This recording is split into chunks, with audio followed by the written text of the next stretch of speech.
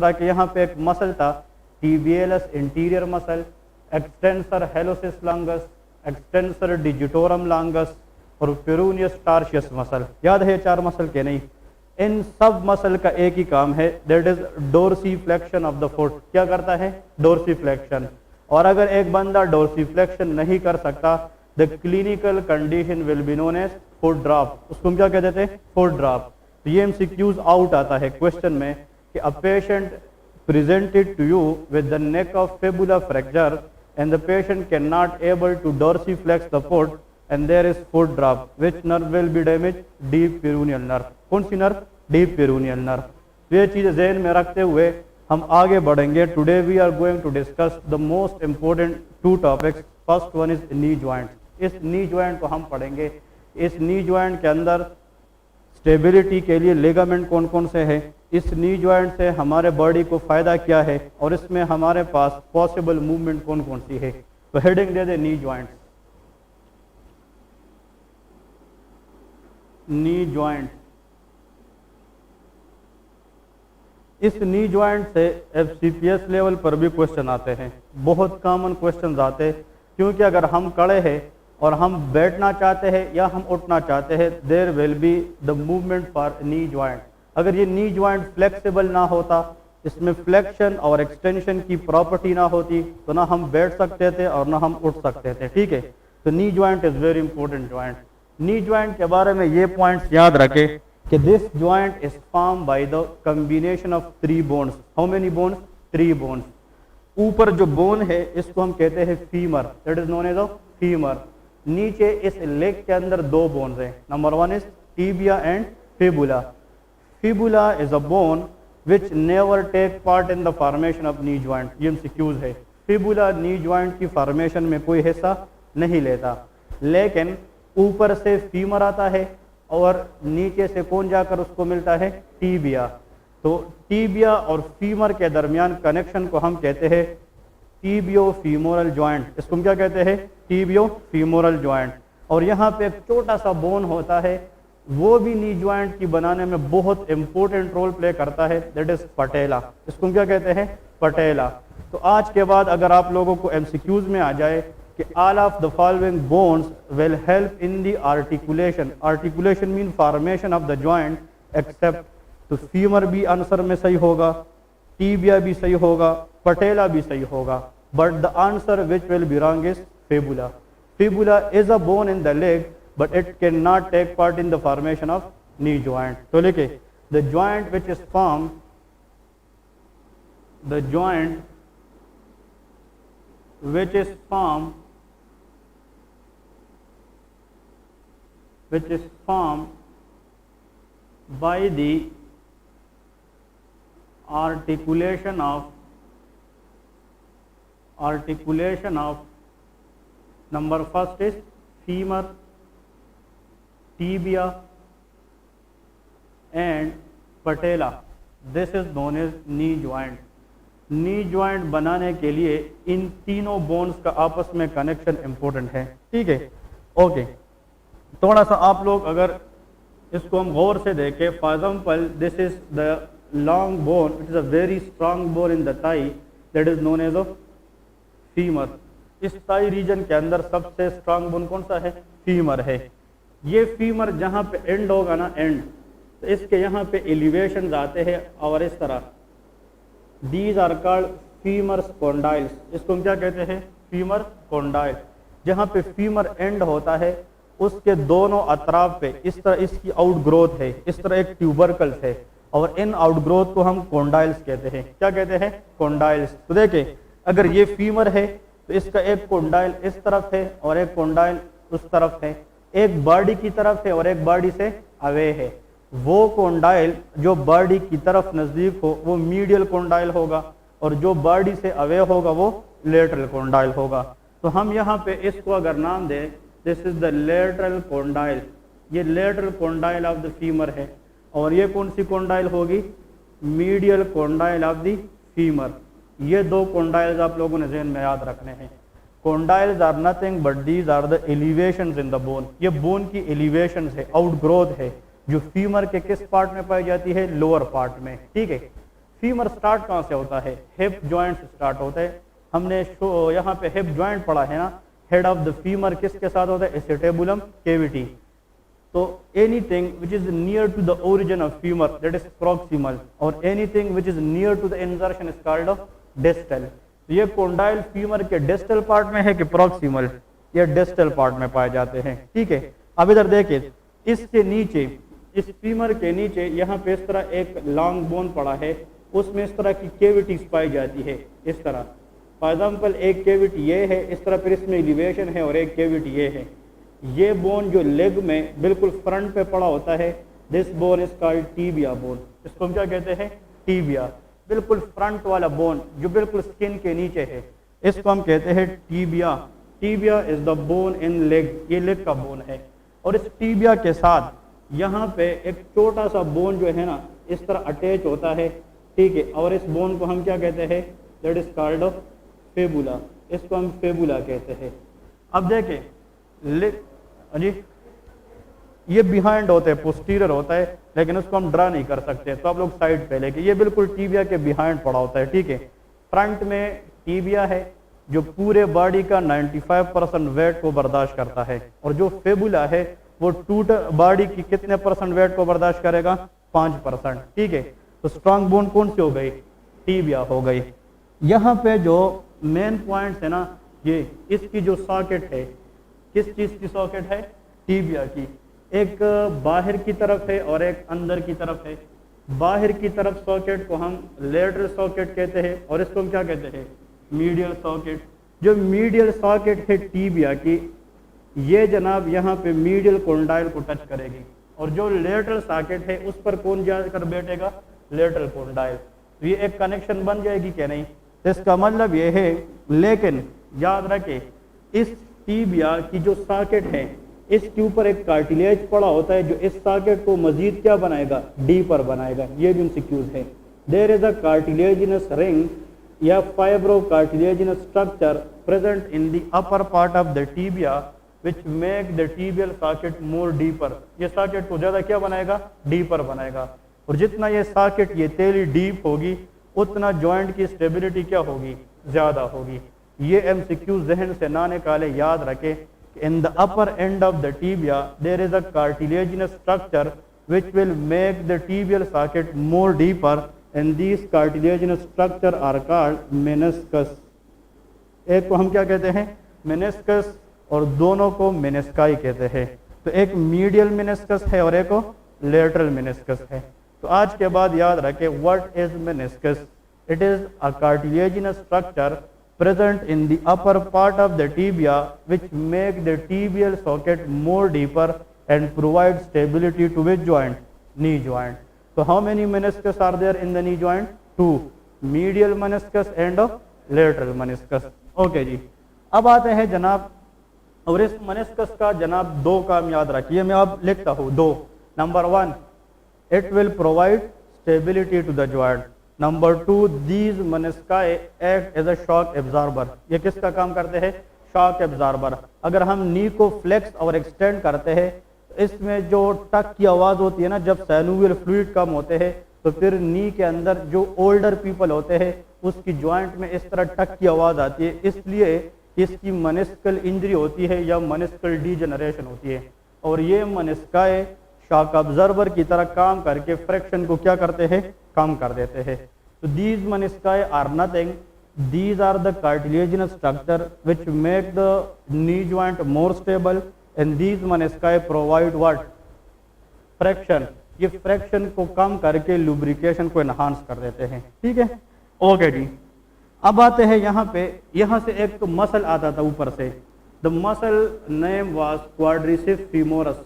याद है हमने जो पढ़ा है क्वाड्रिसेप्स फीमोरस। इसमें कितने मसल थे?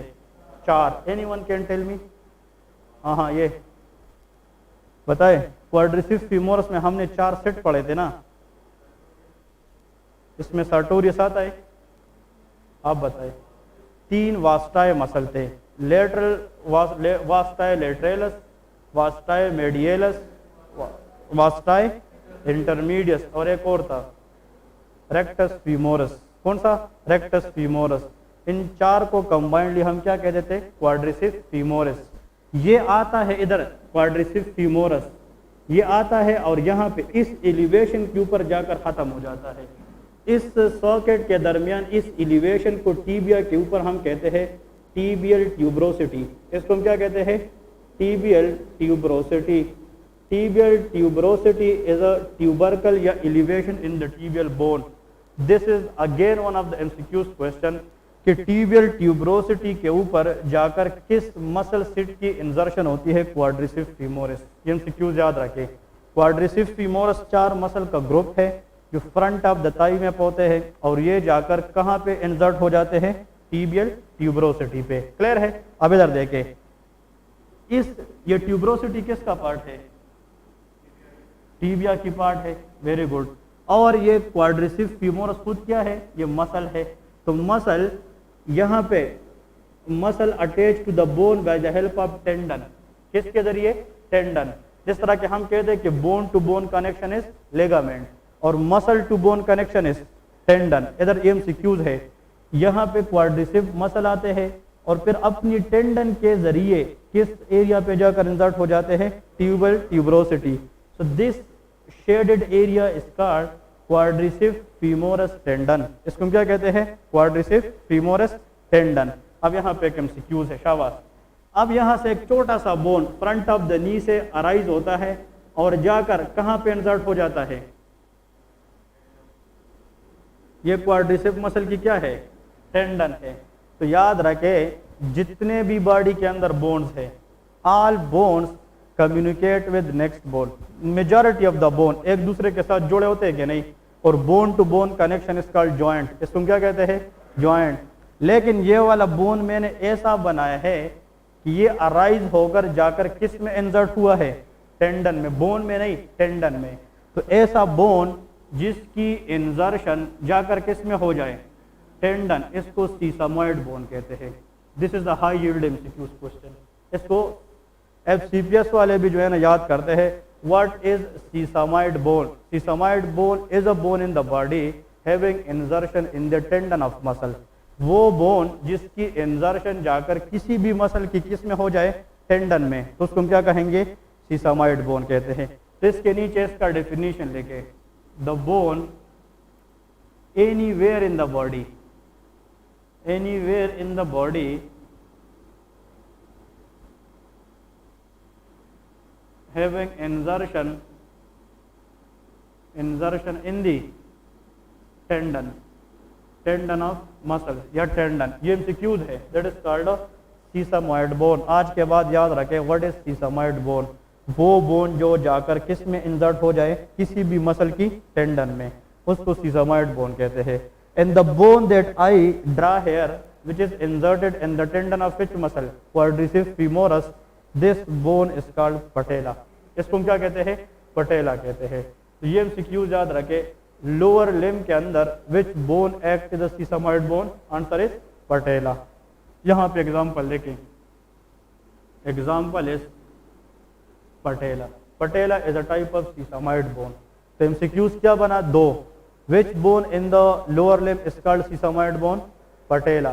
Patella is a sesamoid bone because it insert in the tendon of which muscle? Quadriceps femoris। ये दोनों एमसीक्यूज है। क्लियर है। यहाँ पे हमने जब अपर लिम्ब पढ़ा था ना, वो भी आप लोगों को मैंने वहाँ पे एक पॉइंट छोड़ी थी क्योंकि उसका कंसेप्ट इसके साथ है। यहाँ के बोन्स को हम नाम क्या देते थे, कार्पल बोन्स। कौन से बोन, कार्पल। ईच रो में 4 बोन्स होते हैं। There are 2 rows, proximal row and distal row. तो एक साइड के कार्पल बोन टोटल कितने होते हैं, 8। 2 रो में है, एक रो में 4 होते हैं, तो टोटल कितने हैं, 8 है। यहाँ पे भी एक बोन है जो किसी मसल के जाकर किस में इंसर्ट होता है, टेंडन में। तो वो बोन में कौन सा होगा, सीसामॉइड। एमसीक्यूज है, ऐसा कार्पल बोन का नाम बताए जो पटेला की जैसा सीसामॉइड बोन कहलाता है। Answer is pisiform bone. कौन सा बोन, पेसिफॉर्म बोन। तो यहाँ पे दूसरा आप लोग इसका पेसिफॉर्म बोन, ये हमने पढ़ा था कि नहीं। Pisiform bone is present in the upper limb और lower limb, upper limb, but it is a sesamoid bone. फिर देखे, सीसामॉइड बोन वो बोन्स कहलाते हैं जो किस में इंसर्ट हो जाए, टेंडन में। अपर लिम्ब में बेस्ट एग्जांपल कौन सा है? पेसिफॉर्म, और लोअर लिम्ब में बेस्ट एग्जांपल पटेला है। तो आप लोग इसको सामने लेके एमसीक्यूज में tendon of quadriceps femoris, quadriceps femoris, और इसको लेके ये किसके टेंडन में जाकर इंसर्ट होता है? Tendon of flexor carpi ulnaris muscle. कौन सा muscle? Flexor, tendon of flexor carpi ulnaris. ये हमने पढ़े थे कि नहीं? Flexor carpi ulnaris is a muscle in the front of forearm which is innervated by ulnar nerve. हमने बात की थी ना कि फ्लेक्सर कार्पाई अल्नेरस ये फ्लेक्सर मसल है जो फ्लेक्शन ऑफ द रिस्ट करेगी, और कौन नर्व इनर्वेट करेगी? Ulnar nerve. लेकिन इस फ्लेक्सर कार्पाई अल्नेरस की जो टेंडन है उसमें जाकर रिस्ट के अंदर किस बोन की इंसर्शन हुई है? पेसिफॉर्म बोन। इसलिए ये बोन भी क्या कहलाता है? सीसमॉइड बोन कहलाता है। एमसीक्यू समझ आ गए कि नहीं? दो बोन याद रखे, बुक में सिर्फ एक लिखा है पटेला, लेकिन ये बुक में नहीं है, लेकिन आप लोगों ने याद रखना है।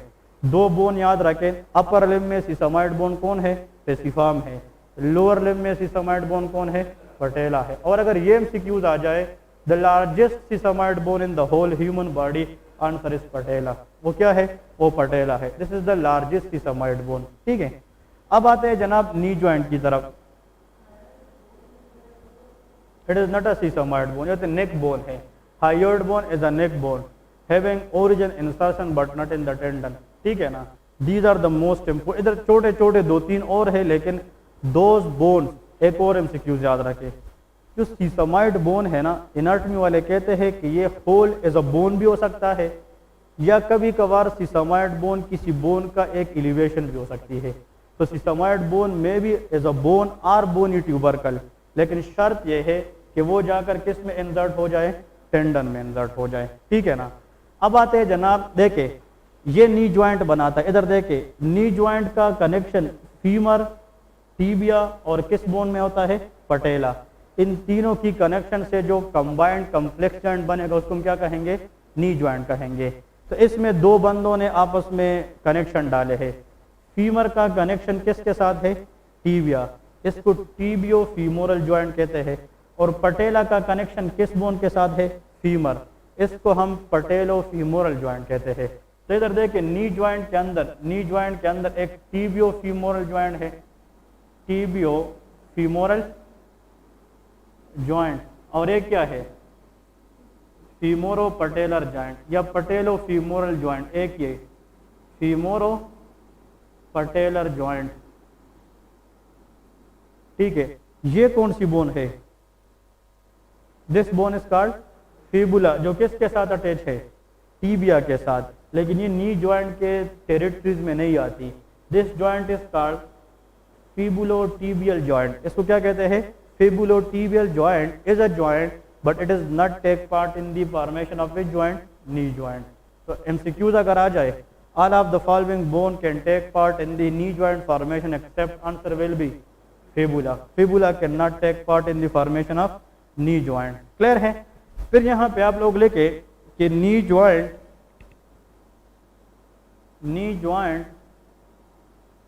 is a synovial hinge joint। ये कौन सा ज्वाइंट है? synovial type of hinge joint है। हिंज ज्वाइंट उस ज्वाइंट को कहते हैं जिसमें प्रोमिनेंट फ्लेक्शन और एक्सटेंशन हो। क्या हो? प्रॉक्सिमल प्रोमिनेंट, मतलब ये कि वाज़े तौर पर, इधर देखे, अगर हम नी को फ्लेक्स भी कर सकते हैं, हम नी को एक्सटेंड भी कर सकते हैं। So there is a prominent flexion and extension in the knee, but very mild medial and lateral rotation in the knee। हम इस हिप ज्वाइंट पे हाथ रख के पाँव को लेटरल और मीडियली रोटेट कर सकते हैं, लेकिन नी ज्वाइंट पे हाथ रख के हम पाँव को जब तक ये ज्वाइंट ना हिलाए तो हम यहाँ से पाँव को बहुत कम मीडियली और लेटरली क्या कर सकते हैं? रोटेट कर सकते हैं। ऐसा याद रखें कि जिस तरह ये रिस्ट जॉइंट है, तो रिस्ट जॉइंट में फ्लेक्शन और एक्सटेंशन है कि नहीं? लेकिन इसमें बहुत कम क्या है? मीडियल एंड लेटरल रोटेशन है। एल्बो जॉइंट में प्रोमिनेंट क्या है?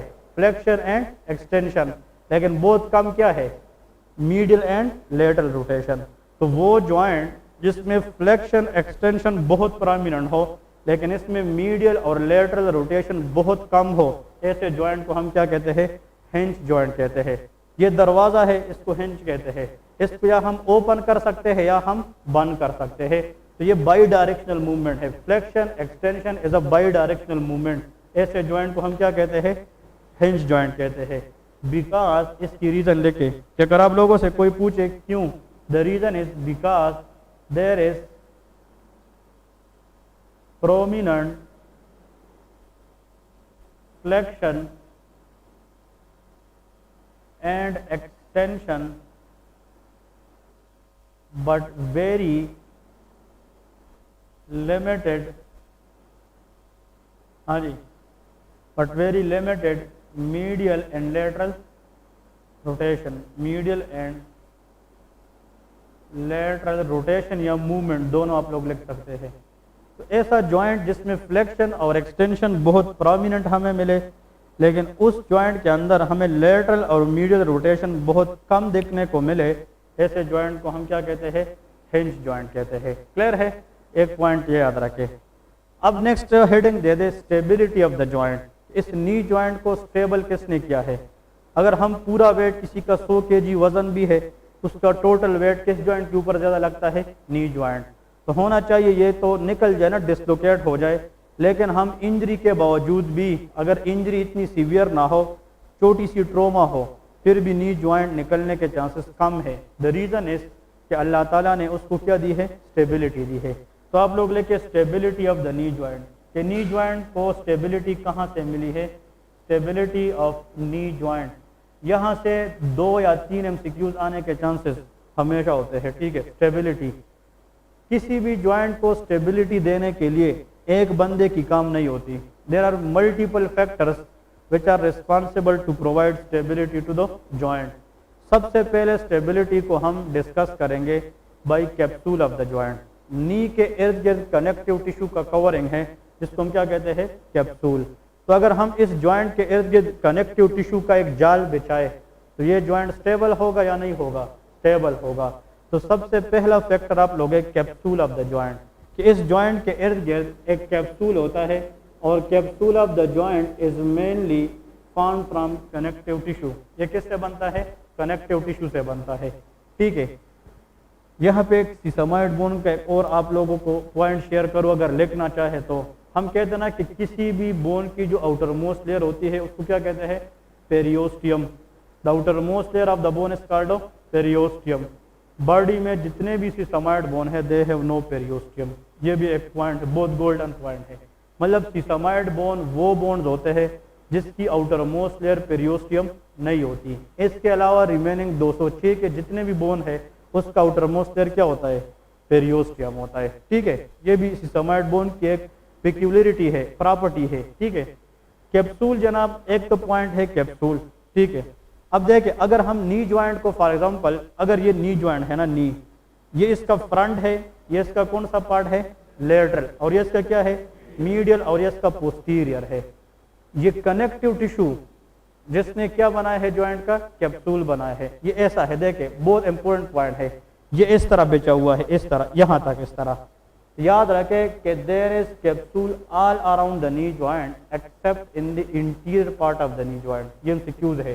कैप्सूल ने जॉइंट के चारों तरफ जाल नहीं बिछाए है। Capsule is present on the lateral side, medial side, posterior side, but capsule is deficient in the front of the knee joint. ये भी एमसीक्यूज है। इसलिए नी जॉइंट की डिसलोकेशन यूजुअली किस साइड पे हो सकती है? इंटीरियर साइड पे, क्योंकि यहाँ पे कैप्सूल नहीं है। तो यहाँ पे आप लोग एक एमसीक्यूज देखें, capsule in knee joint is deficient या absent in the in front or interior front of knee joint। पुराने लोगों में से कोई बता सकता है कि जो शोल्डर जॉइंट है इसकी स्टेबिलिटी को कौन रखता है? Trigger, rotator cuff. Rotator cuff कितने मसल से बनता है? 4 सेट्स बताया था ना। लेकिन रोटेटर कफ कहाँ पे डेफिशिएंट है? इंफीरियर। इसलिए उस जॉइंट की डिसलोकेशन इंफीरियर ज़्यादा होती है। तो यहाँ पे जो कैप्सूल है नी ज्वाइंट के इर्द गिर्द, ये कहाँ पे डिपोजिशन है, फ्रंट में डिपोजिशन है, इसलिए कि फ्रंट पे नी ज्वाइंट के साथ केप होता है। क्या होता है, केप। इधर देखे फॉर एग्जांपल अगर ये नी ज्वाइंट है ना, ये मेरे हाथ, ये तीनों तरफ से क्या है, कैप्सूल है, तो ये कहाँ पे डिपोजिशन है, फ्रंट में। तो यहाँ पे फ्रंट पे इस ज्वाइंट का एक टोपी होता है, केप होता है, उसने उसको फिल किया होता है, and the knee cap is called patella. ये एमसीक्यूज है। The front of the knee joint is occupied by which bone, patella. तो ये भी एमसीक्यूज है। अगर आप लोग ये लेके कि patella is also known as knee cap, इसको हम क्या कहते हैं, नी केप भी कहते हैं, तो ये भी गलत नहीं होगा, बुक्स में भी लिखा है it is also known as knee cap. ये इस नी ज्वाइंट का एक टोपी है, केप है, ये फ्रंट पे होता है और तीनों अतराफ medially, laterally and posteriorly it is bounded by capsule. और कैप्सूल का एक ही काम है, it do nothing but it provide strength to the joint and it protect the joint from injuries and provide stability to the joint. ये joint को क्या provide करता है, स्टेबिलिटी प्रोवाइड करता है। अब आते हैं जनाब, चार बहुत इंपॉर्टेंट लिगामेंट्स होते हैं। Ligaments are also provide stability to the joints. तो बहुत से जॉइंट, मतलब बहुत से लिगामेंट्स होते हैं, लेकिन most important ligaments in the knee joint are totally how many, 4। 4 ligaments है जो नी जॉइंट को मजीद स्टेबलाइज करेंगे, और जो क्वेश्चन आता है एमसीक्यूज इस 4 लिगामेंट से आता है। ठीक है, इधर पहले देखें, for example this is which bone, femur. ये जो है ना ऊपर, ये कौन सा बोन है इस तरह, दैट इज कॉल्ड टीबिया। अब क्वेश्चन ये है, ये टीबिया है और ये क्या है, that is called fabula bone. ये फेबुला है फॉर एग्जांपल, इस तरह। क्लियर है। अब यहाँ पे देखें, ये कौन सी कॉन्डाइल है, मीडियल कॉन्डाइल्स ऑफ फीमर, और ये जनाब लेटरल कॉन्डाइल ऑफ फीमर है। अब इधर देखें, यहाँ पे मीडियल मेनिस्कस है, ठीक है, और यहाँ पे क्या है, लेटरल मेनिस्कस है, जो इस कैविटी को मजीद क्या बनाती है, डीपर बनाती है। आप लोग ऐसा करें ताकि कंफ्यूज ना हो जाए। ठीक है, ये मेनिस्काई है। अब क्वेश्चन ये है कि यहाँ से एक लिगामेंट स्टार्ट होता है, यहाँ से, कहाँ से, मीडियल कॉन्डाइल से स्टार्ट होता है, और वो लिगामेंट आता है इस तरह medial side of the tibial shaft. ये टीबिया की क्या है, शाफ्ट, वो टीबिया की शाफ्ट में इंसर्ट हो जाता है। What is ligament, it provide connection between 2 bones. तो this is a femur and this is a tibia. तो टीबिया और फीमर दोनों बोन्स है, और इन दोनों के दरमियान कनेक्शन जो भी लाएगा वो क्या होगा, लिगामेंट होगा।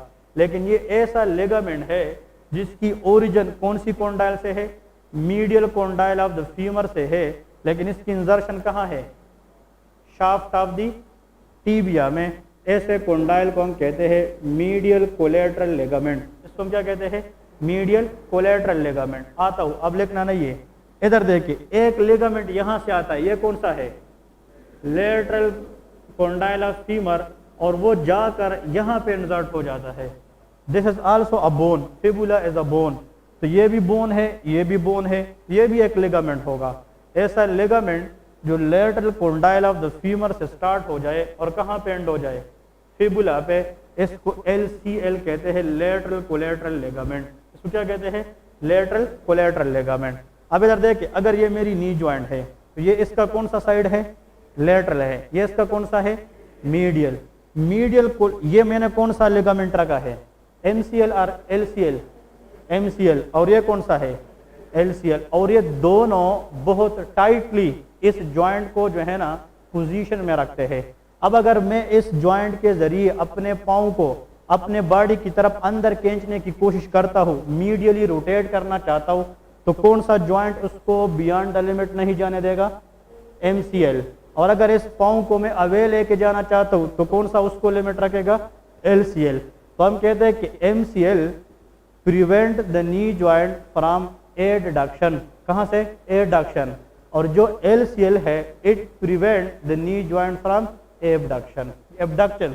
अब देखे, अगर जनाब हम पे यहाँ से कोई बंदा इस तरह मुक्का मारे, फॉर एग्जाम्पल ये अगर मुक्का मारे लेकिन बहुत ज़्यादा तेज नहीं, ये मुक्का भी इनफ है कि हम जॉइंट को क्या कर सके, डिस्लोकेट। लेकिन अगर मुक्का मारने से ये जॉइंट डिस्लोकेट नहीं होता, इस तरफ हम नहीं ले जा सकते, तो यहाँ पे एक लेगामेंट है and that is MCL. It is a strong ligament which cannot allow the joint to dislocate medially. याद रखें, अगर MCQs आ जाए कि नी जॉइंट डिसलोकेशन मीडियल हो चुकी है, विच लेगामेंट इज गॉन, MCL. याद रखें. और अगर हम इस तरफ बाहर की तरफ ले जाना चाहे और बाहर नहीं ले जा सकते तो कौन सा लेगामेंट रोल प्ले करेगा, LCL रोल प्ले करेगा. बात समझ आ गई कि नहीं? तो यहाँ पे आप लोग सिर्फ इसका नाम लेके, number 1 is medial collateral ligament. medial collateral ligament that is known as MCL. इन दोनों की ओरिजिन इंपॉर्टेंट है, इंजर्शन भी दोनों की इंपॉर्टेंट है, बहुत आसान है. अगर मीडियल कोलैटरल है तो इसकी ओरिजिन मीडियल कॉन्डाइल से होगी, इस तरह है ना. तो आप लोग यहाँ पे लेके medial condyle of what, femur, यहाँ से होगी. इंजर्शन इसकी कहाँ पे होगी, shaft of tibia, shaft of tibia. Number 1. ठीक है. इसकी फंक्शन लेके एट लिमिट एडक्शन और abduction,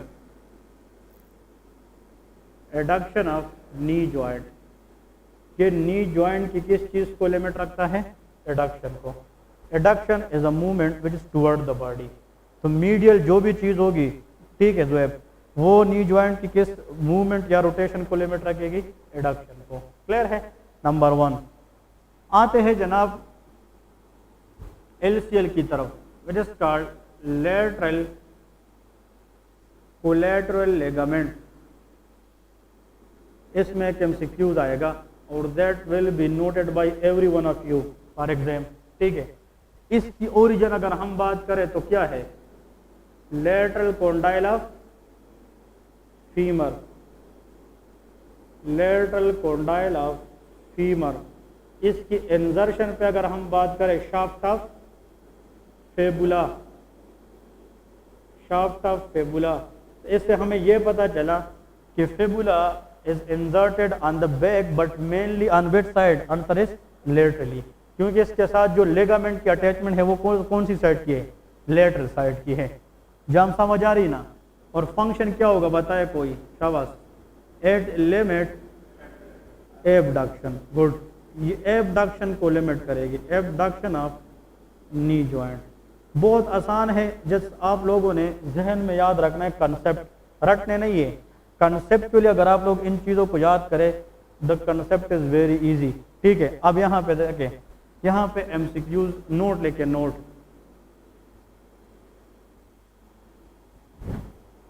MCL medial collateral ligament directly on the way attaches to medial meniscus, meniscus. ठीक है.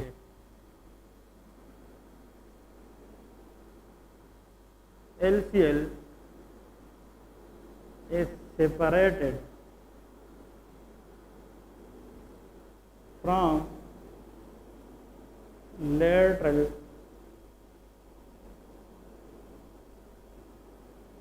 meniscus by popliteus muscle. ये बहुत इंपॉर्टेंट MCQs क्वेश्चन है. इसके भी मैं जिक्र कर रहा हूँ कि इसका मीनिंग क्या है और इससे हमें MCQs कौन कौन से मिलते हैं. आप लोग लेके tendon of popliteus muscle, tendon of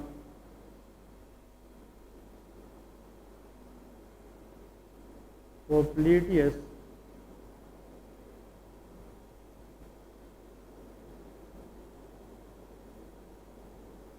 muscle. This is the bolder MCQs. मैं बता रहा हूँ पहले लेके, शाबाश. ये वाला कंसेप्ट तो समझ आ गया ना कि इस नी जॉइंट के जनाब दोनों अतराफ हमारे पास जॉइंट को स्टेबलाइज करने के लिए कितने लिगामेंट्स हैं, 2, 1 on each side. Medial side पे मीडियल कोलैटरल है और लेटरल साइड पे लेटरल कोलैटरल है. अब इधर देखें, इसकी ओरिजिन इंसर्शन भी सबको पता चल गया, इन दोनों की फंक्शंस भी आप लोगों को पता चल गया. जो मेन पॉइंट है ना, इधर देखे, ये कौन सा लिगामेंट है, MCL। ये जब नीचे आता है ना तो this MCL is directly have some connection with this meniscus. जो मीडियल है उसकी कनेक्शन मीडियल मेनिस्कस के साथ होगी, जो लेटरल है वो किस मेनिस्कस की तरफ होगी, लेटरल। कहते हैं जो MCL है मीडियल कोलेटरल लिगामेंट है, they have some direct connection with medial menisci to make this joint more stronger. Clear है। नाउ क्वेश्चन ये है कि जो लेटरल मेनिस्कस है, ये इस लेटरल मेनिस्कस और LCL के दरमियान कनेक्शन नहीं है, क्योंकि यहाँ पे एक मसल की टेंडन है जो LCL को लेटरल मेनिस्कस से सेपरेट रखता है, and this is the tendon of popliteus muscle. किस मसल, पोप्लीटियस मसल। MCQs आता है कि which ligament in the knee have a direct connection to menisci, answer is MCL। वो कौन सा है, MCL है। लेकिन LCL लेटरल मेनिस्कस के साथ डायरेक्टली लाइक MCL अटैच नहीं है, क्योंकि जो LCL है उसके और लेटरल मेनिस्कस के दरमियान जो बैरियर है, जो रुकावट है, वो एक मसल की टेंडन ने क्रिएट की है, and that is the tendon of popliteus muscle. ये कौन सा मसल है, पोप्लीटियस मसल। MCQs जरूर याद रखें कि which tendon separate lateral collateral ligament from LCL, answer is popliteus. ठीक है। तो यहाँ पे देख एक MCQs है कि अगर फॉर एग्जांपल ये तो डायरेक्टली अटैच है, ये अटैचमेंट मजीद क्या प्रोवाइड करेगी, स्टेबिलिटी। लेकिन यहाँ पे अटैचमेंट लूज है कि स्ट्रांग है, लूज है। तो यहाँ पे बोन लेटरल साइड पे knee joint loose as compare to on the medial side. इसलिए जब हम जाते हैं तो ज्यादा इंजरी अंदर की तरफ से होती है या बाहर की तरफ से, बाहर की तरफ से होती है। तो बाहर की तरफ से यहाँ से जो है ना फॉर एग्जाम्पल ज्वाइंट लगती ज्यादा है, लेकिन यहाँ से निकलती नहीं है, क्योंकि इस साइड पे स्टेबिलिटी क्या है, बहुत ज्यादा है। लेकिन अगर ज्वाइंट थोड़ा सा ट्रोमा में इस साइड पे लगे तो बाहर की तरफ निकलना ज्वाइंट के लिए आसान होता है, क्योंकि यहाँ पे कनेक्शन क्या है, वो लूज है। ये MCQs याद रखें। तो मीडियली ज्वाइंट निकलने का ज्यादा चांस है कि laterally, the answer is this loose connection. Clear है। ये दो हमने कितने लिगामेंट्स पढ़े, दो, MCL एंड ACL। ओके। अब आते हैं एक और ज्वाइंट की तरफ, एक होता है ACL और एक होता है PCL, एंटीरियर क्रूशिएट लिगामेंट और पोस्टीरियर क्रूशिएट लिगामेंट। यहाँ पे एक और आप लोगों को बहुत इंपॉर्टेंट बात बताऊं, इस ज्वाइंट के इर्द गिर्द कनेक्टिव टिश्यू है, उसको हम क्या कहते हैं, कैप्सूल। ये दोनों लिगामेंट जो अभी मैंने पढ़ाए हैं MCL and LCL, these both ligaments on the sides of the knee joint outside of the capsule, these are called extracapsular joint of the knee joint। इन दोनों को हम क्या कहते हैं, एक्स्ट्रा कैप्सूलर। और अगर कोई ज्वाइंट यहाँ पे है, ज्वाइंट के अंदर है, तो those will be known as intracapsular ligaments. तो ये भी याद रखें कि मतलब ये दोनों लिगामेंट ये ज्वाइंट के अंदर है या ज्वाइंट के साइड पे है, साइड पे है, तो एक कैप्सूल से बाहर है। तो MCL और LCL दोनों क्या है, एक्स्ट्रा कैप्सूलर लिगामेंट है। अभी जो ACL और PCL हम पढ़ेंगे वो क्या होंगे, इंट्रा कैप्सूलर लिगामेंट्स होंगे। ये भी याद रखें। तो आप लोग सबसे पहले लेके interior cruciate ligament.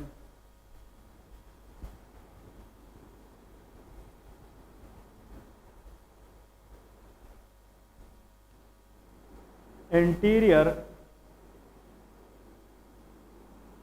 Cruciate ligament, इस इंटीरियर क्रूशिएट लिगामेंट को हम सिंपली क्या कहते हैं, ACL। इंटीरियर क्रूशिएट लिगामेंट के बारे में आप लोगों ने 2-3 पॉइंट्स याद रखने हैं। ठीक है कि देखे, हाँ बहुत इंपॉर्टेंट है ये। अगर ऊपर कौन सा बोन है, फीमर है, तो ये नीचे किसके साथ अटैच है, टीबिया के साथ, इस तरह। और इसके दरमियान कौन सा ज्वाइंट है, नी ज्वाइंट है या पटेला बोन है। ठीक है। अब देखे, अगर एक लिगामेंट इस फीमर के इस साइड से निकले, तो फ्रंट से है कि बैक से, बैक से, और इस जॉइंट के दरमियान से होते हुए आ जाए, ठीक है, और वो फ्रंट ऑफ द टीबिया में अटैच हो जाए। एक बंदा आ जाए, मसूद आ जाए, ये मार्कर इस तरह पकड़े और ये भी पकड़े इस तरह। ये फॉर एग्जांपल नी ज्वाइंट, इधर देखे, अगर एक थोड़ा सा ये स्पेस है, नी ज्वाइंट है for example, this is femur and this is called tibia. एक ज्वाइंट यहां से निकला है from the posterior aspect of the femur, coming all the way to the knee joint internally and come and inserted on the what? Front of tibia.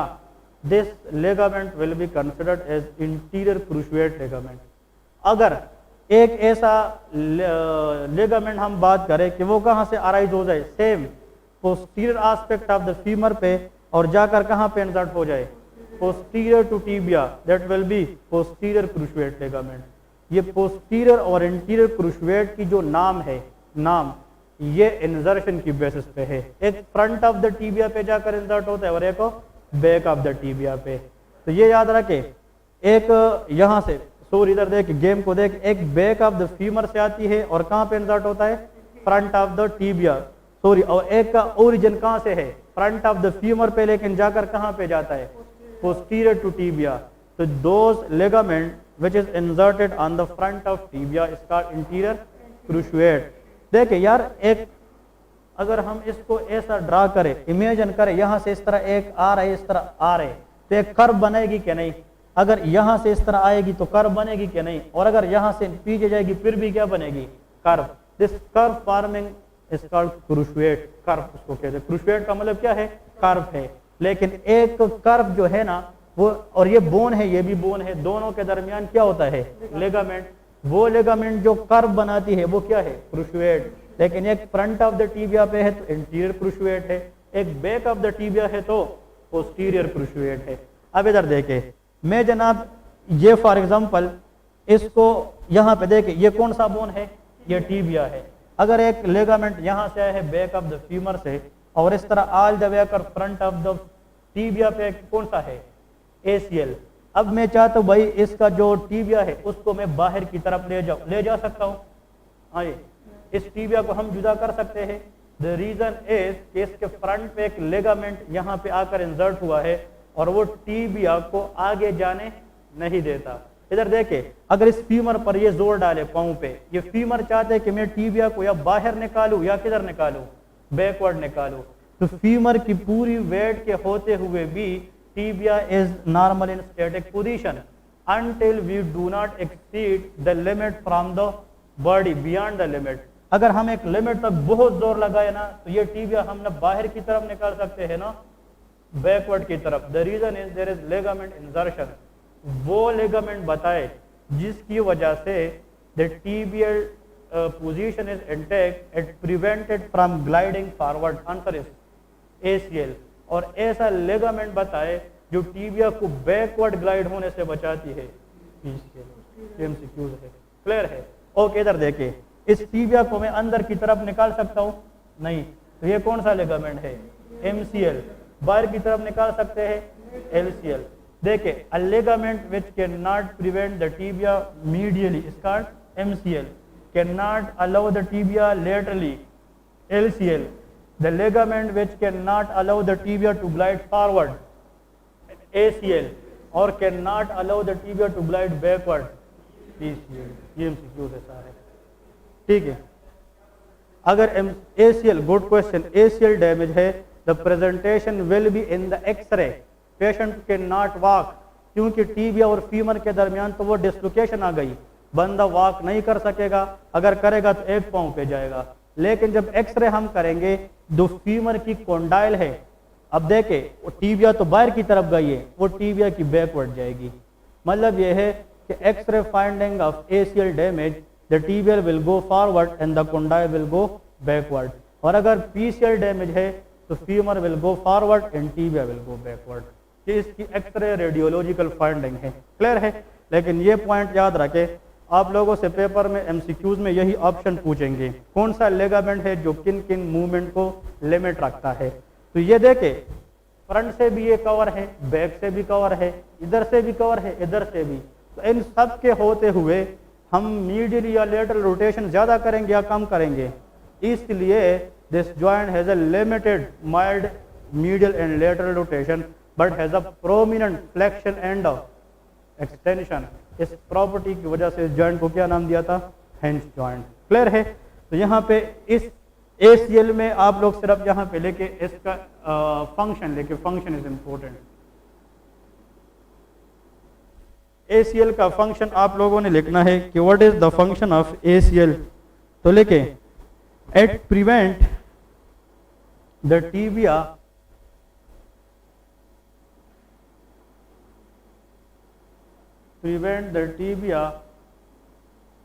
from gliding what? Forward or backward? Forward. ठीक है जी, forward. और यहां पे लेके दूसरा आप लोगों को लिखवाता हूं, posterior cruciate ligament.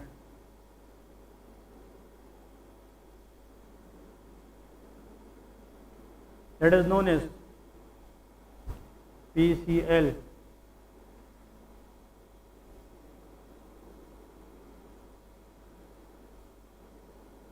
It prevents the tibia from gliding backward. बहुत कॉमन एमसीक्यू, लेकिन गोल्ड एमसीक्यूज। अभी तक हमने मेन कितने लिगामेंट्स पढ़े? 4। MCL, फिर LCL, ACL, PCL। The most commonly target ligaments to be torn in the injury of knee joint, answer is ACL, anterior cruciate ligament। बिल्कुल ये टीबिया की फ्रंट पे होता है ना, तो याद रखे। देखे अगर तारीकी में बंदा जाए, अपने घर में आप लोग याद रखे, जब हम बिजली चली जाती है तो चारपाई वगैरह होती है ना बाहर, हमें नहीं पता चलता, हम जाते तो डायरेक्ट फ्रंट लगता है कि नहीं। तो इसका मतलब फ्रंट के ऊपर टीबियल ट्यूबरोसिटी के ऊपर या फ्रंट ऑफ द टीबिया पे किस लिगामेंट की इंसर्शन होती है? ACL। The most commonly turn ligament in the knee is called ACL। ये एमसीक्यूज है। The most common ligament to be torn or injured in knee joint is ACL, anterior cruciate ligament। तो ये जनाब interior cruciate ligament होता है जो most commonly नी joint के level पे क्या हो जाती है? खराब हो जाती है, टर्न हो जाती है। इसलिए कि इसका जो इंजर्शन है वो टीबिया के किस साइड पे होता है? फ्रंट पे होता है। ठीक है, तो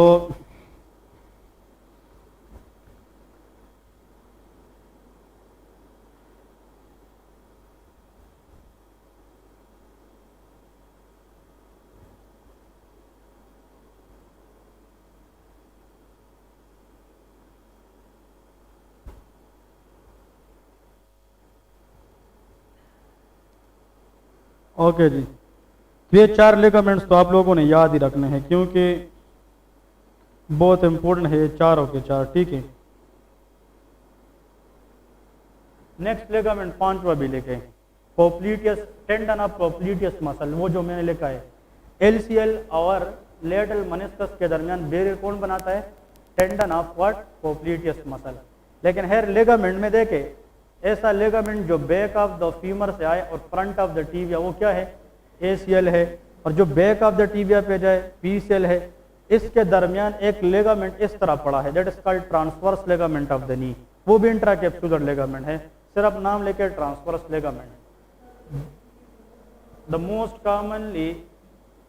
common ligament to be torn mean injury.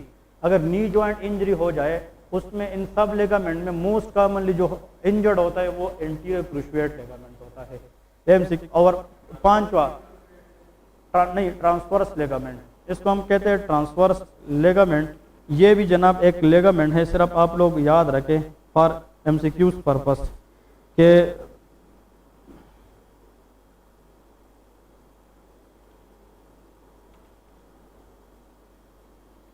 Okay ji, transverse ligament लिख लिया। इसके बाद आप लोग एक नेक्स्ट लेके पटेलर लिगामेंट। पटेला का अपना लिगामेंट होता है, इस पे बात नहीं करनी, लेकिन ये सारी की सारी चीजें क्या प्रोवाइड करती है? स्टेबिलिटी। लेकिन जो बुक ने एक्सप्लेन किया है वो सिर्फ और सिर्फ 4 लिगामेंट है, वो MCL है, LCL है, ACL है और आखिर में PCL है। ये सारे लिगामेंट्स हैं। अब इधर देखें नेक्स्ट बहुत इंपॉर्टेंट कॉन्सेप्ट की तरफ, जो नी है ना, नी, इधर देखें, इस नी जॉइंट के इन तीनों अतराफ पे कनेक्टिव टिश्यू होता है जिसको हम क्या कहते थे? कैप्सूल। लेकिन capsule is deficient in the front. और यहाँ पे एक केप होता है जिसको हम पटेला कहते हैं। इस पटेला बोन के साथ हमें इस नी जॉइंट के अंदर इस तरह तेली मिलती है, ठीक है क्या सर? ओके ओके ठीक है।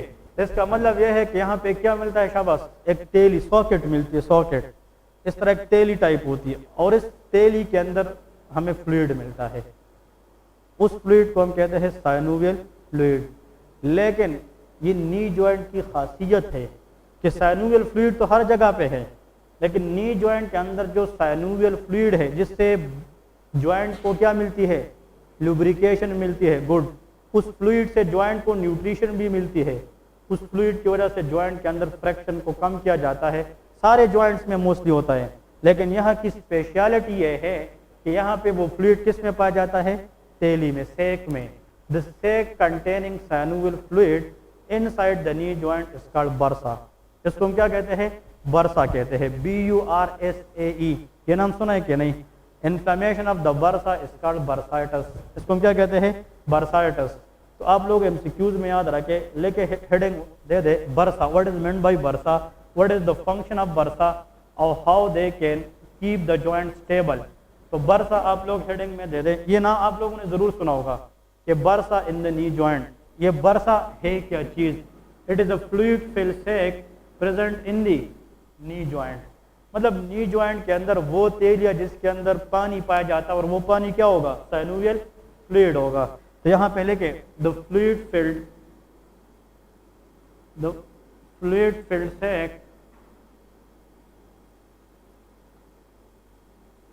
सेक in the knee joint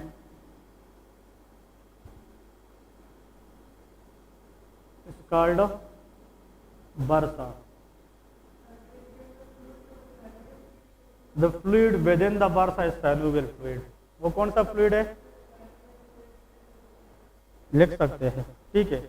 the synovial fluid filled cavities or sacs in the knee joint is called bursa.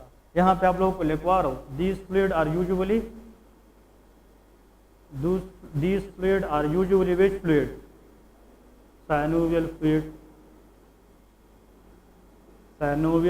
Fluid, that's it, ठीक है। इसका काम क्या होगा ज़ुहैब, इस साइनोवियल फ्लूइड या इस बर्सा का काम क्या है? शाबाश। नंबर 1, बर्सा का फायदा क्या है? It can keep the joint lubricate. इसका फंक्शन लेके कि इस बर्सा से जनाब जॉइंट को क्या मिलती है, लुब्रिकेशन। It provide lubrication. हाँ, इंक्रीज फ्रैक्शन और decrease, fraction, provide nutrition to a mild extent, not that much important, but it provide nutrition, but it can weight bearing action। अगर हम वेट उठाते हैं तो इस नी पे जोर आता है, तो इस फ्लूइड की वजह से नी जॉइंट के दरमियान फ्रैक्शन को कम करके ये वेट को आसानी से क्या कर सकता है, बेयर कर सकता है। यहाँ पहले के वेट बेयरिंग एक्शन मतलब ये कि वजन उठाने के दौरान ये बर्दाश्त करने का जो एक्शन है वो भी प्रोवाइड करता है, वेट बेयरिंग एक्शन। लेकिन अगर आप किसी को सिर्फ ये बताए कि बर्सा के अंदर जो साइनोवियल फ्लूइड है वो जॉइंट को लुब्रिकेट रखकर फ्रैक्शन को कम करता है, that is more than enough. ठीक है, ठीक। आप लोगों ने नाम सुना होगा कि ओल्डर एज के लोगों में जॉइंट की मूवमेंट में इस तरह एक आवाज़ आती है, क्योंकि वो बोनी सरफेस आपस में एक दूसरे के साथ टकरा जाते हैं, क्योंकि इसके दरमियान जो लुब्रिकेशन है वो क्या हो जाता है, कम हो जाता है। ठीक है, तो फिर हम कहते हैं इसके इंजेक्शन भी मिलते हैं, बट वेरी वेरी एक्सपेंसिव, और ये हर एक लगा भी नहीं सकता। ठीक है, टाइप्स देखें MCQs, बर्सा की टाइप्स है भाई, there are types of bursas in the knee joint. पहले शाबाश याद करें, इस नी जॉइंट के अंदर इस तरह तेलिया होती है जिसमें साइनोवियल फ्लूइड होता है, उस तेली को क्या कहते हैं, बर्सा कहते हैं। ये बर्सा मेनली नी जॉइंट की किस साइड पे होता है, फ्रंट पे, जो कहाँ पे कौन सा बोन है, पटेला। एक तेली उस पटेला से ऊपर है यहाँ पे, एक तेली बिल्कुल पटेला की फ्रंट पे है, और एक तेली पटेला के नीचे है। हर एक तेली को हम क्या कहते हैं, बर्सा। लेकिन the bursa present above patella is supra patellar bursa. इसको हम क्या कहते हैं, supra patellar bursa. Supra mean above, patellar mean patella और bursa mean this fluid filled sac, supra patellar bursa. एक बिल्कुल पटेला के फ्रंट पे है, ये कि स्किन है ना, स्किन, अगर हम स्किन को रिमूव करें फिर फेशिया है, और फेशिया के नीचे बिल्कुल कौन सा बोन है, पटेला। पटेला और फेशिया के दरमियान बिल्कुल उसके सामने जो बर्सा है उसको हम प्री पटेलर बर्सा कहते हैं, that is called pre patellar bursa, above the patella bone, patella से थोड़ा सा ऊपर नी ज्वाइंट की लेवल पे, ठीक है। आज ये सारे फ्रंट पे है, लेकिन these names are given according to the position of patella, है सब फ्रंट पे, लेकिन एक पटेला से ऊपर है तो सुप्रा पटेलर है, एक पटेला के जस्ट फ्रंट पे है तो प्री पटेलर है, एक पटेलर के थोड़ा नीचे है तो इंफ्रा पटेलर है, लेकिन सारे के सारे फ्रंट ऑफ द नीज पे है, ठीक है।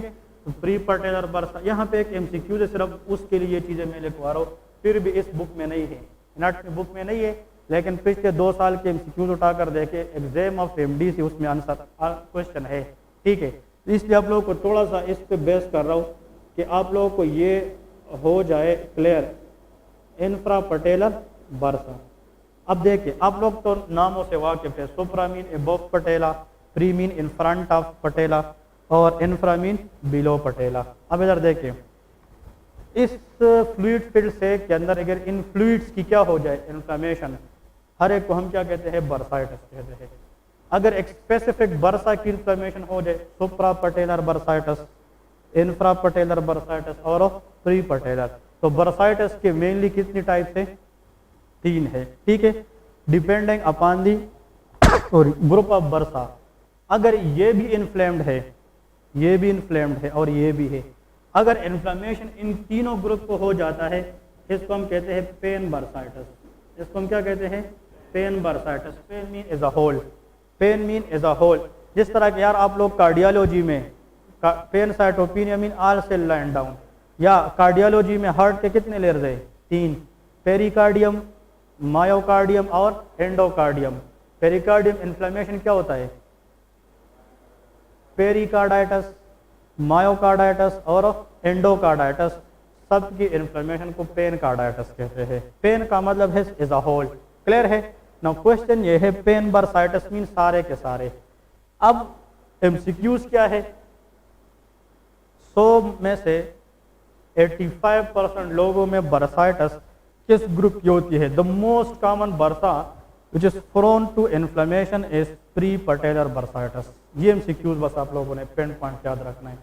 इन तीनों बर्साज में the most common bursa which get inflamed in the people is called pre patellar bursa. तो एमसीक्यूज निकला है कि नहीं, ये एमसीक्यूज है, this is the most common, this is most commonly inflamed bursa, commonly inflamed bursa. अब इधर देखिए, this is the most commonly inflamed, होने पे तो सब कुछ हो सकता है, क्लियर है शायद, लेकिन इन तीनों में से the most common bursa which get inflamed answer is pre patellar bursa. वो एमसीक्यूज आप लोगों ने रटना है, ठीक है। अब एक एमसीक्यूज ये भी आता है कि ठीक है, इसकी वैसे आप लोग इधर डॉक्टर सोचे खास क्या है, बर्साइटिस तब ज्यादा चांस होता है अगर हम इस नी ज्वाइंट को रिपीटेटिवली बार बार यूज ज्यादा करें। किसी भी ज्वाइंट को अगर आप बियॉन्ड द लिमिट ज्यादा यूज करें ना, उसमें स्ट्रेन्स और स्ट्रेन्स के चांसेस क्या होते हैं, ज्यादा होते हैं। तो repetitive extra use of the joint increase the risk of bursitis. Accident में, रोड ट्रैफिक एक्सीडेंट में डायरेक्ट नी लग गई तो बर्साइटिस हो सकता है कि नहीं, नी ज्वाइंट ट्रोमा इसमें हो सकती है। इवन इन्फेक्शंस, इस एरिया में जो वेसल्स है, ब्लड वेसल्स आते, उसमें अगर बैक्टीरिया पहुंच जाए तो बर्साइटिस करा सकता है कि नहीं। तो बर्साइटिस की जो काजेज है ना, वो डॉक्टर्स कहते हैं 2 हेडिंग्स में हम डिस्कस करते हैं, infectious causes and traumatic causes. कौन कौन सी, इन्फेक्शियस और ट्रोमेटिक। इन्फेक्शियस में माइक्रो ऑर्गेनिजम्स है, bacteria, virus, fungi, again the still the most common is bacterial causes. Fungi तब इन्फेक्शन कराती है when the patient has immuno compromise, ठीक है, जिसकी इम्यूनिटी क्या हो, बहुत ज्यादा वीक हो। और ट्रोमेटिक काजेज भी होती है, रोड ट्रैफिक एक्सीडेंट है, फॉल फ्रॉम द हाइट है, repetitive use of the joint है, these are called non traumatic causes. एक पॉइंट याद रखे, बर्साइटिस इज अ इन्फ्लेमेशन, और इन्फ्लेमेशन के अपने 5 कैरेक्टरिस्टिक पॉइंट्स होते हैं, ठीक है, 5 स्टार पॉइंट्स होते हैं। स्टार, एक स्टार को हम कहते हैं रेडनेस, वहां पे क्या होगा, रेडनेस, वो एरिया क्या होगा, इन्फ्लेम्ड, स्वेलिंग जिसको कहते हैं। उस एरिया में क्या होगा, वार्म, वो एरिया वार्म होगा, हीट अप होगा। उस एरिया में क्या होगा, शाबाश, पेन, क्या होगी, पेन और लॉस ऑफ फंक्शन, वो एरिया अपना काम करना छोड़ जाएगा। How many things will be there, 5, redness in that area, swelling in that area, warmness in that area, pain in that area and loss of functions. These 5 are called the characteristic finding of inflammation. लेकिन अगर इन सब चीज़ों, ये front of the नी पे swelling होगी, अगर बंदे को हम टच करें और वो जंप मारते हैं, टेंडरनेस है उसमें, लेकिन द पेशेंट है हाई ग्रेड फीवर, पेशेंट को साथ में क्या है, हाई ग्रेड फीवर है, ये फीवर है और उसकी सीबीसी हमने क्या, उसकी डब्ल्यूबीसी क्या है, ज़्यादा है, this bursitis will be infectious bursitis, फिर वो क्या होगा, infectious bursitis.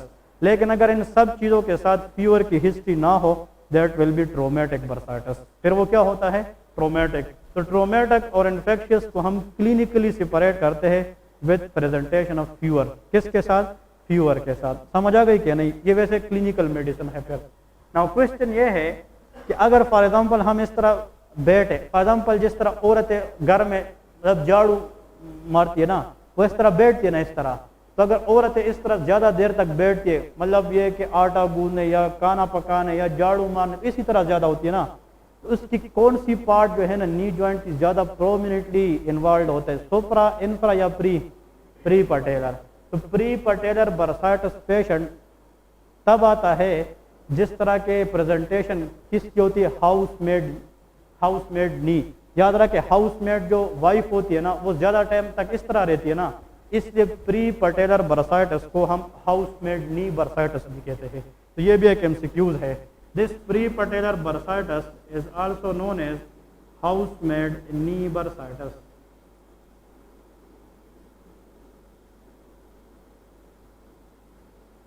Knee bursitis, housemaid knee bursitis. तो याद रखें 4 पॉइंट्स बता रहा हूं जिसमें क्वेश्चन जरूर एक होगा। The fluid fill sacs in the front of the knee joint having synovial fluid is called bursas. How many bursas are there? 3. Suprapatellar, prepatellar, infrapatellar. ठीक है।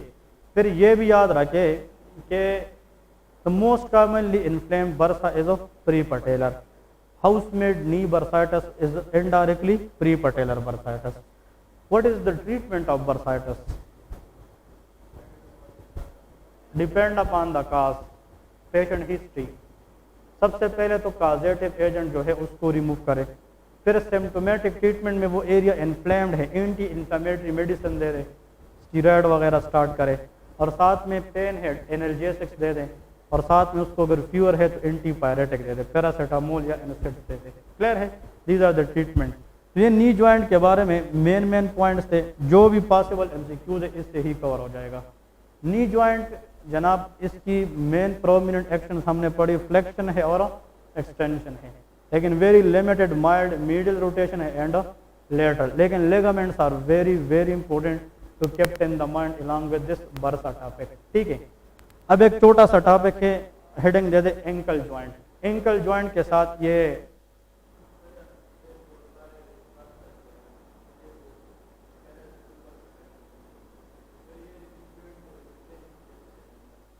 क्या देगी,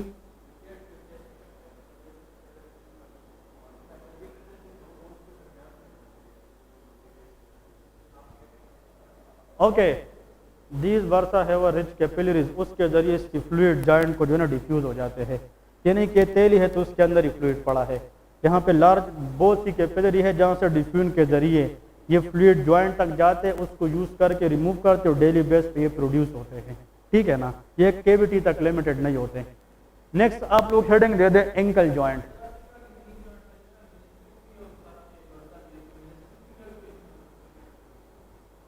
okay, good question to ask. Patella is a bone, knee tubercle, या bone है front पे, वो तो पटेला की रिलेशन पे ऊपर फ्रंट और नीचे पे है, मतलब these bursas are usually extra capsular.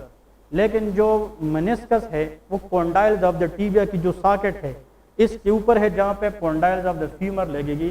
These are the internal most structure of this knee joint which is intracapsular. ठीक है, बर्सा क्या करता है, बर्सा के अंदर फ्लूइड है, मेनिस्कस क्या है, फाइब्रो कार्टिलेजिन स्ट्रक्चर है। बर्सा भी प्रोवाइड करता है लुब्रिकेशन, ये लुब्रिकेशन के साथ साथ जॉइंट को मजीद स्टेबिलिटी प्रोवाइड करता है। इसकी जो जॉइंट स्टेबिलिटी है वो इतना इंपॉर्टेंट नहीं है जितना जॉइंट की फ्रैक्शन को कम करना इंपॉर्टेंट है, और इसमें लुब्रिकेशन का इतना कुछ नहीं है जितना जॉइंट की क्या स्टेबिलिटी इंपॉर्टेंट है।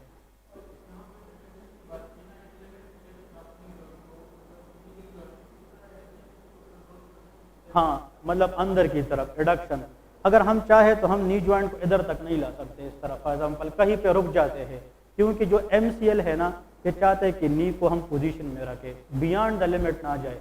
इसलिए तो फर्स्ट क्लास में बताया था किसी भी जॉइंट की मूवमेंट को लिमिट करने के लिए लेगामेंट्स होने चाहिए।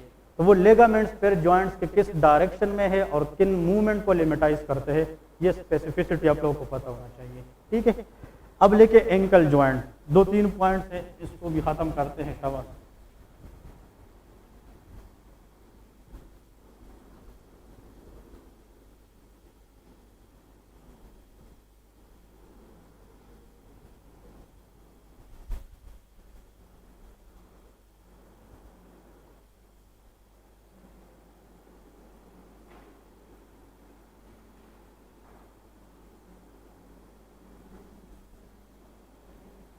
This joint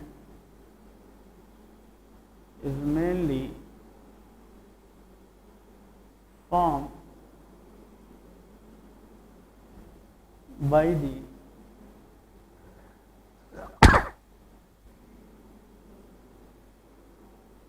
distal end of tibia, fibula and अब MCQs ये है कि टीबिया फिबुला तो नीचे जाएगी, लेकिन एंकल जॉइंट वो किस बोन के साथ बनाएगी? Answer is tarsal bone. कौन से bone? Tarsal. There are 7 tarsal bones in one lower limb. 7 इस साइड पे है, 7 दूसरे साइड पे। अब उन 7 में से एक ही है जो एंकल जॉइंट को बनाने के लिए इनफ है, and that is called talus bone. वो कौन सा बोन है? Talus bone. तो ये आप लोगों ने याद रखना है। देखिए ये बहुत इंपॉर्टेंट MCQ है कि भाई टीबिया और फिबुला नीचे जाकर एंकल जॉइंट बनाएगी किस टार्सल बोन के साथ? टेलस के साथ। टेलस में टी है, कुछ लोग उसको कहते हैं it is a target, T for target bone to make ankle joint. ठीक है, ये टारगेट बोन है। फिबुला और टीबिया के लिए टारगेट बोन कौन सा है? टेलस है, और इसकी वजह से ये एंकल जॉइंट बनाएगी। एंकल जॉइंट को अगर हम देखें, it is also a type of hinge joint. ये भी कौन सा है? हिंज जॉइंट है। इस एंकल जॉइंट से हम प्रोमिनेंट डोर्सीफ्लेक्शन कर सकते हैं और प्लांटर फ्लेक्शन। ये देख, ये कौन सा मूवमेंट है? डोर्सी। और ये कौन सा मूवमेंट है? प्लांटर। यार देख, अगर हम पाँव को जमीन की तरफ करें, जमीन की तरफ, ये क्या है? प्लांटर। प्लांटर प्लांट से निकला है। प्लांट पौधों को कहते हैं। पौधों की आगाज कहाँ से होती है? जमीन से। अगर पाँव जमीन की तरफ है, प्लांट की तरफ, it is the planter flexion. इस तरह है कि नहीं? और अगर इसका अपोजिट है डी, डोर्सीफ्लेक्शन मीन, एक डेफिनेशन तो ये था, if the toes is pointing toward the Shin या टीबिया, या डोर्सीफ्लेक्शन है। अगर टोज टुवर्ड द ग्राउंड है तो फिर क्या है? प्लांटर फ्लेक्शन है। लेकिन अगर एग्जाम के दिन आप लोग भूल गए तो प्लांटर इज प्लांट, प्लांट से निकला है। प्लांट पौधे जमीन से आते हैं, तो जमीन की तरफ इशारा करना प्लांटर फ्लेक्शन है। जमीन से अवे लेके जाने क्या है? डोर्सीफ्लेक्शन है। So the prominent two actions are movement in the knee ankle joint is dorsiflexion and plantar flexion। तो आप लोग यहाँ पे इसके पॉसिबल मूवमेंट लेके, पॉसिबल मूवमेंट,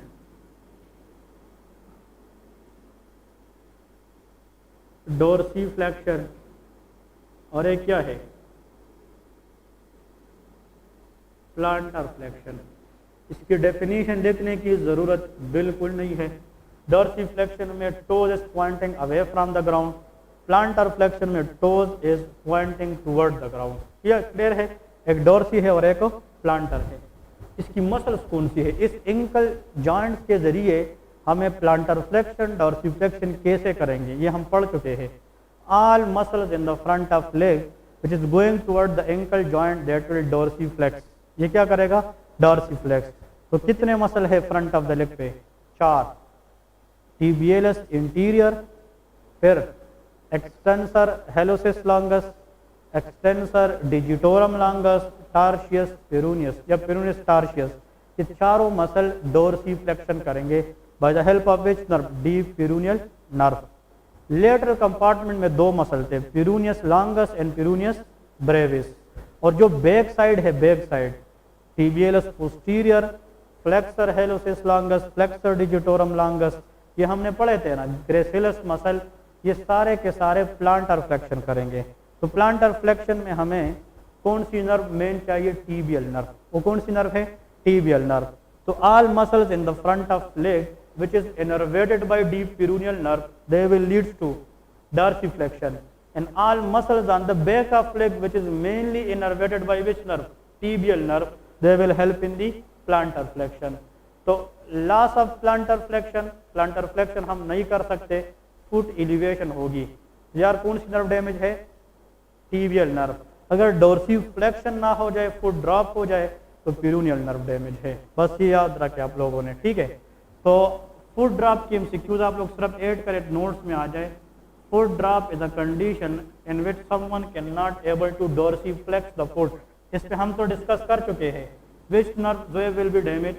आप लोगों ने एमसीक्यूज में ये जाम ताबिश को पता होगा, इसने लास्ट टाइम एग्जाम दिया है, वो ज़्यादा पूछते हैं किस नर्व के बारे में? कॉमन पेरोनियल नर्व के बारे में। लेकिन अगर स्पेसिफिकली एमसीक्यूज आ जाए, डीप पेरोनियल नर्व। कौन सी? डीप पेरोनियल नर्व, क्योंकि superficial peroneal nerve supply the lateral compartment, but deep peroneal nerve supply the interior compartment of the leg muscle. और जो फ्रंट के मसल है, द स्ट्रॉन्गर डोर्सिफ्लेक्सर इज टिबियलिस इंटीरियर। वो कौन सा है? टिबियलिस इंटीरियर है। अब यहाँ पे 2 पॉइंट्स याद रखें, लेके बोन्स ऑफ द टार्स या names of the tarsal bones. Name of tarsal bone.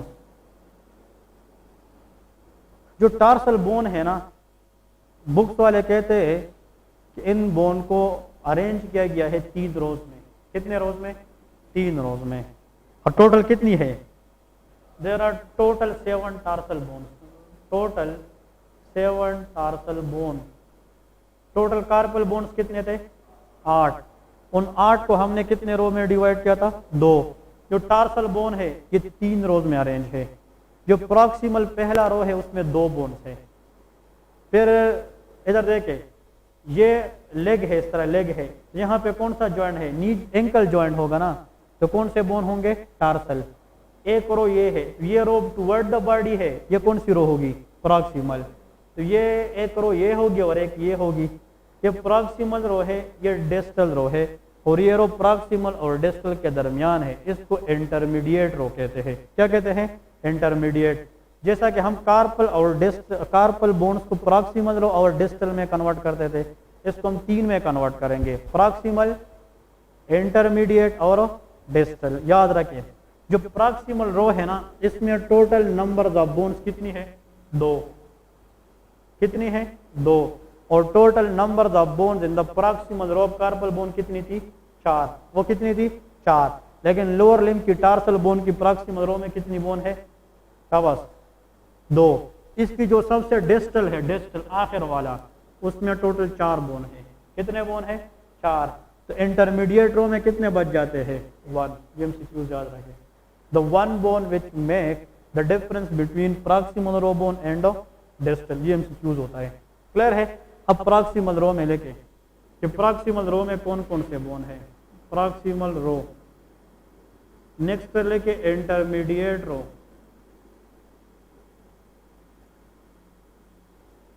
और आखिर में लेके डिस्टल रो। प्रॉक्सिमल रो में जनाब सिर्फ 2 बोन है। नंबर 1 इज शाबाश यार, ये टीबिया और फेबुला, ये जो ऊपर से इस तरह नीचे जाएगी तो कौन सा ज्वाइंट बनाएगी? एंकल। लेकिन एंकल ज्वाइंट बनाने के लिए किस बोन के साथ टच होना पड़ेगा? टेलस। तो ये टेलस बॉडी की तरफ पहले आएगा या बाद में आएगा?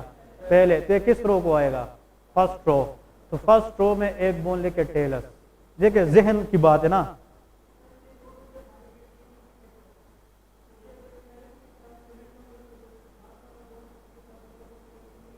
कोई कनेक्शन नहीं है। लेकिन टेलस का फिर अपने टार्सल बोन के साथ कनेक्शन है। लेकिन जो टिबिया है और फिबुला, इसका मेन कनेक्शन टेलस के साथ है। लेकिन टेलस खुद को कैसे स्ट्रेंथन करेगा? With further tarsal bones. लेकिन टिबिया फिबुला जिसके साथ कनेक्शन बनेगी, उससे जो ज्वाइंट बनेगी उसको क्या कहते हैं? Ankle joint. और वो कौन सा बोन है? टेलस है। तो प्रॉक्सिमल रो में सबसे पहले लिखे टेलस बोन। इसमें जो पहला बोन आता है दैट इज टेलस। फिर नेक्स्ट इसमें एक और बोन होता है that is called calcaneus bone. कौन सा bone? Calcaneus. Calcaneus bone. Calcaneus bone. ये भाई दो बोन है, आप लोगों ने याद रखने हैं। हाँ, ये किस रो के बोन है? प्रॉक्सिमल। फिर आते हैं इंटरमीडिएट। इंटरमीडिएट में हमारे पास कितनी है? एक, and that is navicular bone. इसको हम क्या कहते हैं? नेविकुलर। Navicular bone. ये एमसीक्यूज है, हाँ, ये आप लोगों ने याद रखना है। Which bone separate proximal bone from the distal row bone? Answer is navicular. वो नेविकुलर है। फिर जनाब आते हैं नीचे, बिल्कुल एग्जैक्टली नीचे के नीचे कौन सी है? आता है जनाब क्यूनिफॉर्म बोन। कौन सा? क्यूनिफॉर्म। जो डिस्टल रो है इसमें एक बोन होता है that is called cuneiform.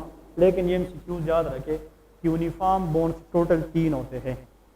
Cuneiform कितनी बोन्स होती है? 3।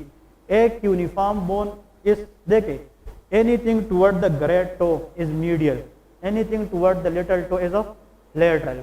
तो एक क्यूनिफॉर्म बोन बॉडी की तरफ आती है, वो क्या है? Medial cuneiform. एक बाहर की तरफ है लेटरल क्यूनिफॉर्म, और एक इन बिटवीन है इंटरमीडिएट क्यूनिफॉर्म। तो how many cuneiform bones in tarsal bones? 3। तो आप लोग इसको यहाँ पे लेके, मीडियल क्यूनिफॉर्म अलग है, हाँ, इंटरमीडिएट क्यूनिफॉर्म अलग है, और आखिर में क्या है? लेटरल क्यूनिफॉर्म अलग है। तो ये कितने बोन है? 1 या 3 है? शाबाश, 3 बोन्स है, ठीक है। और आखिर में लेके जनाब कि इसके साथ जो आखिर में बोन्स पड़ा है that is known as okay जी, जो आखिर में बोन है that is called cuboid bone. इसको हम क्या कहते हैं? क्यूबाइड। CUBOID। ये टोटल कितनी बोन्स हो गई? Anyone can? 7। These 7 bones together is called which bone? Tarsal bones. ठीक है। How many bones in the proximal row? 2. How many in the intermediate row? 1. And how many in the distal? 4. Which bone itself has a 3 bone? Cuneiform bone. ये MCQ याद रखें, ठीक है। Which bone will make ankle joint? Answer is talus. वो talus है, इसके ये MCQ है। अब यहाँ पे आप लोगों को ये निमोनिक लिखे, निमोनिक।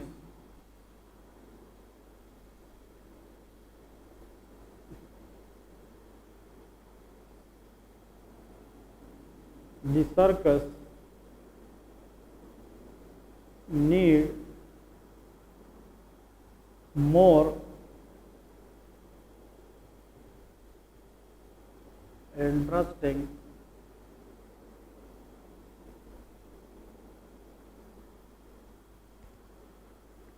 little cats.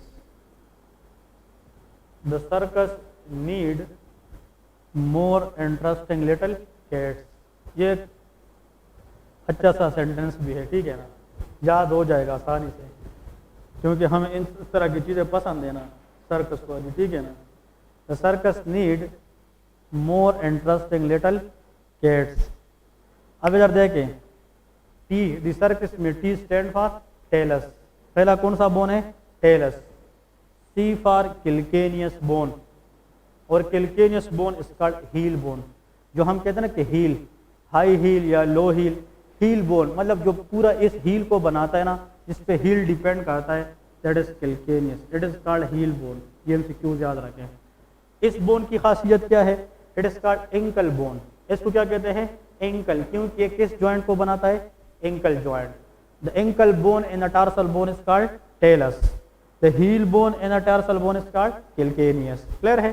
देखिए, तो T stand for talus, C for calcaneus, N for navicular, M for medial cuneiform, I for intermediate cuneiform, lateral cuneiform और क्यूबॉइड बोन। ठीक है, ये साथ के साथ आप लोगों ने याद रखने हैं। This totally together known as a tarsal bones. ये टार्सल बोन्स हैं। ब्रेक करें, फिर नेक्स्ट क्लास लेते हैं। शाबाश। Bones in the upper limb of carpal bones और टार्सल बोन दोनों में जरूर क्वेश्चन आते हैं। इसको आप लोगों ने बार बार रिवाइज करना है। ठीक है।